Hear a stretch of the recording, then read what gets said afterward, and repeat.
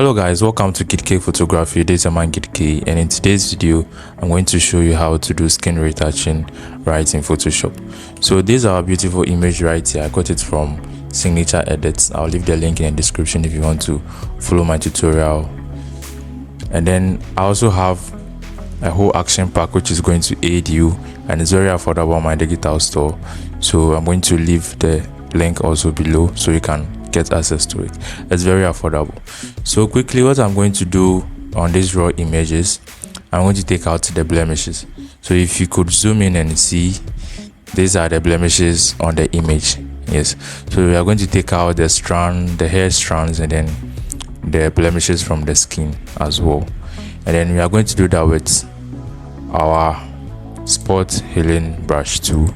The other tools you can use, but this is faster, and then it reduces your stress as well. So all you have to do is just reduce on your brush size, and then make sure you duplicate your background layer in case you make a mistake and you want to go back. So to quickly do that, just press on Ctrl+J on your keyboard, and there you have it. Yes, so let's dive in. So I'm going to speed up this aspect so I don't get you bored with my blemishes. So meet me when I'm done.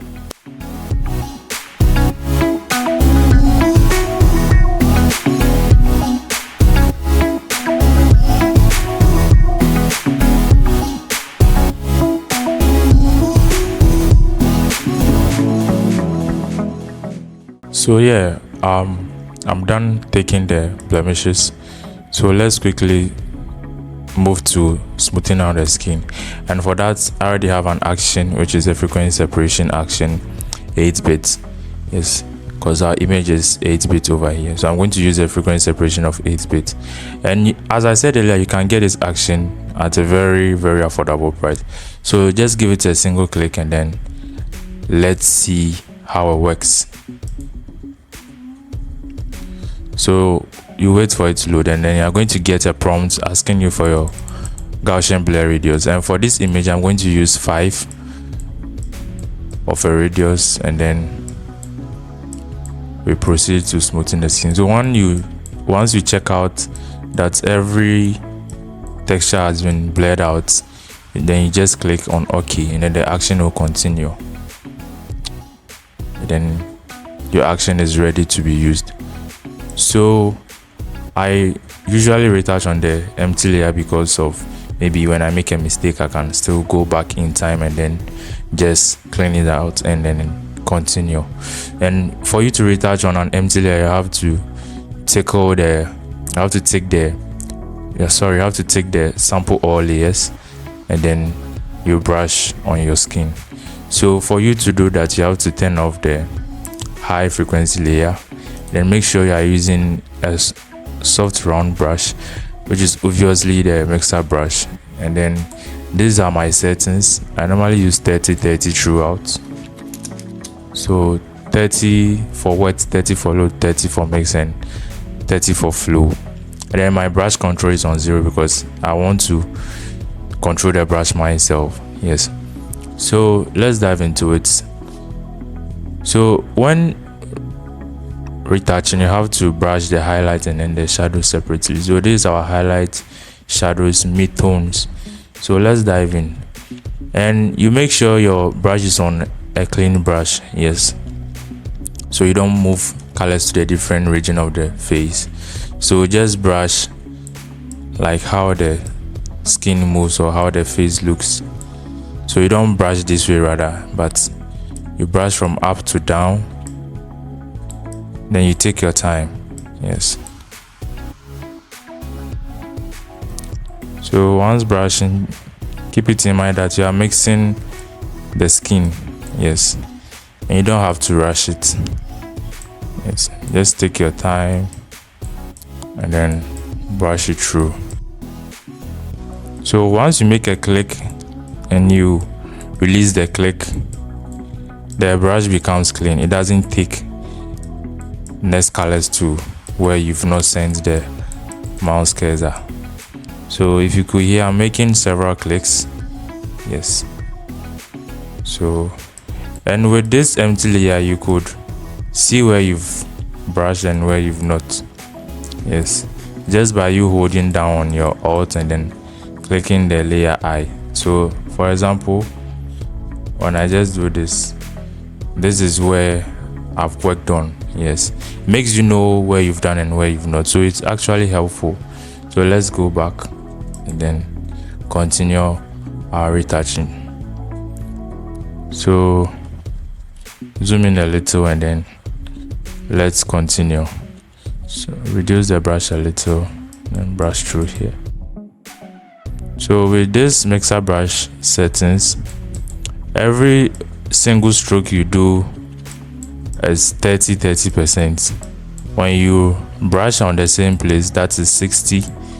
When you brush on it again, that is 90. So you have to know how it works first before you copy my brush settings. And in fact, I'm in love with the kind of result I get. I'm okay with that. So if you also want to gain the same results with what I have, you can purchase my action pack and then copy my brush settings as well. Yes, it's really going to help you. And in case you have any difficulties, just hit me up on Instagram at gidkayphotography, gid_k_photography. Yes, and once you reach out to me there, you are going to take it to WhatsApp and then I'm going to help you out. Yes, if you also want me to keep making retouching videos like this, just leave a comment in the comment section and then I'll surely look through it and then serve you. Yeah, so you take your time, brush highlights separately and then shadows separately and midtones as well. Yes, so you can see when I brush on shadows, I don't still drag the mouse to the highlights. I release on the click and then go to another place and click. Yes, so I don't mix up this face and then the skin tones as well. So I'm moving in the direction of how the face looks. So just little by little and then you are through with everything. Yeah, so mix it according to how the face looks.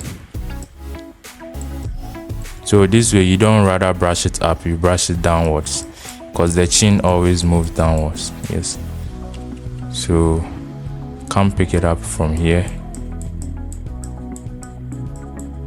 and then take it down a little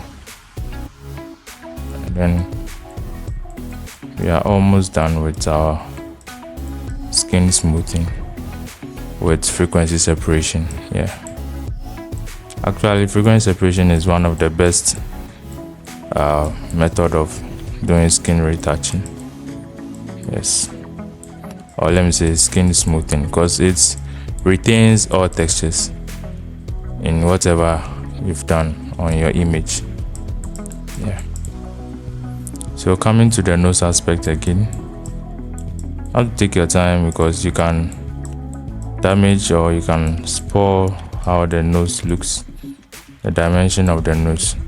So this highlight, you brush it straight forward and then you continue. Like I said, you have to take your time to do retouching. You don't have to rush it. Yeah, reduce on the brush a little and then go around the mouth.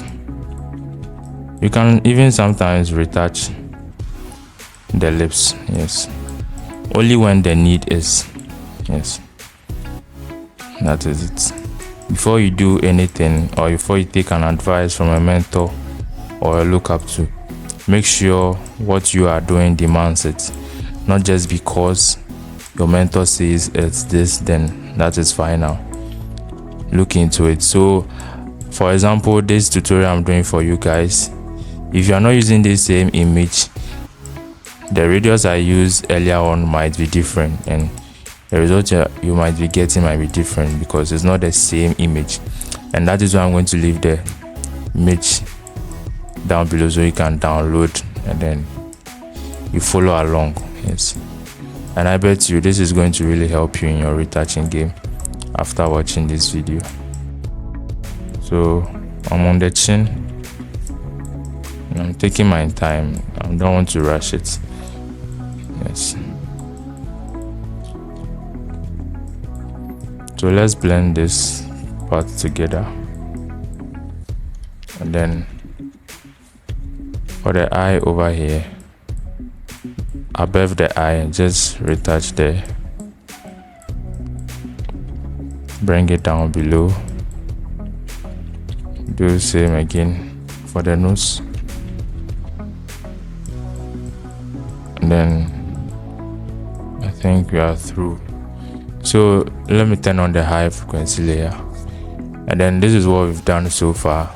So a before and then after of what we just did, before and after, and then let's see where we've retouched and where we've not. So hold on your Alt key and then click on the eye, and these are areas where we've not retouched. So you can still go in for a mixer brush and then do your work.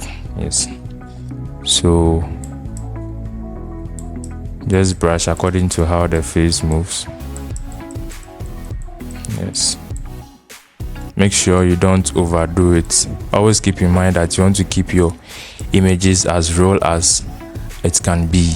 Yes, although there's editing in it, but make sure it looks real. Yes, because there are times when you see some retouching online and you really like, this image looks like a cartoon. Yes, that's not the kind of result you want to achieve here. Yes, and then let's retouch this aspect as well. So this is where we see how the flow and everything works here. So you see, you have to brush some several times before the effect takes place or can fill up the place. So Alt again to bring it back, and then there we have it. So right now I'll just go in and then do the neck aspects, and then I'm going to show you the second step of doing skin smoothing or smoothing out the brush strokes on the skin. So turn off the high frequency layer again, and then let's deal with the neck. So increase on your brush size a little, because seems the neck has one skin tone, or let me say skin color. Yes, but in all, make sure you don't drag the shadows into the highlights. Just let them be in their region. Yes, and as well, don't take highlights to shadows as well, else they are going to damage the structure of the face and how the image as well looks. You can still go in and do more. Yes, that is why I said take your time, don't rush it. If you rush it, you're not going to get a perfect result. Yes, so increase on the brush size a little, and then brush here a little into the hair, so the transition can look real. Yes, that is how I do my retouching. So I brush a little into the hair to make the transition look seamless or even. Yes, not too much of it, just a little. You can as well go in and clean it because you are retouching on an empty layer, so you can just go in for your eraser tool and then you are through. Yeah, then let's turn the high layer on, and let's see the before and after of what we've done. So this is the before and after, before and after. So yeah, once you are done, you are not all that through. You have to go in for your lasso tool. Make sure the feather is above 15. yes, also, but 18 works for me. And then you come and smoothen out the skin so that it can take out the brush strokes, although the brush strokes are not that visible in here right now, but it's still there, you just can't really see it. So the lasso tool is here to take them out. So just use your lasso tool to select your skin, the forehead, top of the nose, and then once you are done, go into filter, go to blur, go to Gaussian blur. Most times what's as in the theory aspect, it will tell you to multiply the figure of the earlier blur radius of what we did earlier on times 3. But this time around I'm going to break the rules, so I'm going to use a radius of 25, yes, and then hit on OK. I'm okay with 25, yes, and then do same for the remaining aspects of the face. So come here also, and then you don't have to go into filter again, just right click and then you see your previous filter over here and click on it. And that is how I do my skin smoothing, yes. So make sure you don't select it to where it's going to damage your retouching. Don't get it too close to maybe the eye or the eyebrow, yes. So this part too as well, right click and then Gaussian blur. So you do same for all the aspects of the face, yes. I think I'm going to speed up this aspect as well.